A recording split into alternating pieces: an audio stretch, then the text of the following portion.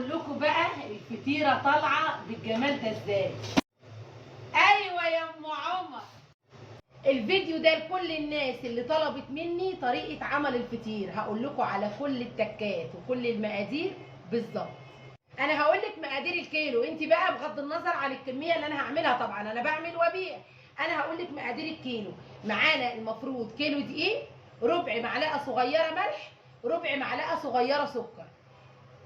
شايفين بقى الكوبايه دي او بالمج لو عندك كوبايه ازاز مج، المهم الكوبايه دي انا باخد بيها كوبايتين ميه. في الصيف العجينه بتسيح، ما ينفعش ان احنا نحط ازيد من كده، يعني العجينه لما نلاقي الناس تبقى يابسه معانا شويه ما يجراش حاجه. خلاف في الشتاء، في الشتاء العجينه زي ما بتحط الميه بتلاقيها، اما في الصيف العجينه بتسيح. فهنحط كوبايتين ميه من دي، اول كوبايه هنفضيها كامله ونبتدي نعجن العجينه، وبعد كده نحط شويه بشويه لحد اخر شويه ميه في الكوبايه نعجن العجينه. اعجنها بقى وارجع لكم. انا بقى عجنت العجينه، هبدا اقطعها على حسب الصينيه اللي عندك. يعني في ناس بتقعد تسالني وتقول لي يا ام عمر اعملها قد ايه في الصينيه، او الصينيه اللي عندك بتاخد قد ايه؟ حسب الصينيه اللي عندك قطعي التقطيع. بعد ما قطعت العجينه اسيبها ترتاح اقل حاجه نص ساعه، ساعه الا ربع. يا ريت كل ما تريحي العجينه اكتر كل وانت بتفردي ما تفرد معاكي وتبقى سلسه وجميله. وبكده بقى احنا سيبنا العجينه ريحت نص ساعه، بقت زبده. هنبتدي بقى نفرد العجينه بالطريقه دي، او قطعه العجين بالطريقه دي. عايزه تفرديها بسمنه افرديها، عايزه تفرديها بدقيق زي انا ما بفردها كده افرديها. اهم حاجه افرديها حلو كويس جدا جدا عشان تبقى مورقه، تدخل الفرن كده ترفع معاكي، تبقى مستويه من فوق ومن تحت ومن القلب، وتبقى رقات كده، وتبقى فطير مشلتت على حاجه. ايوه يا ام عمر، ايوه.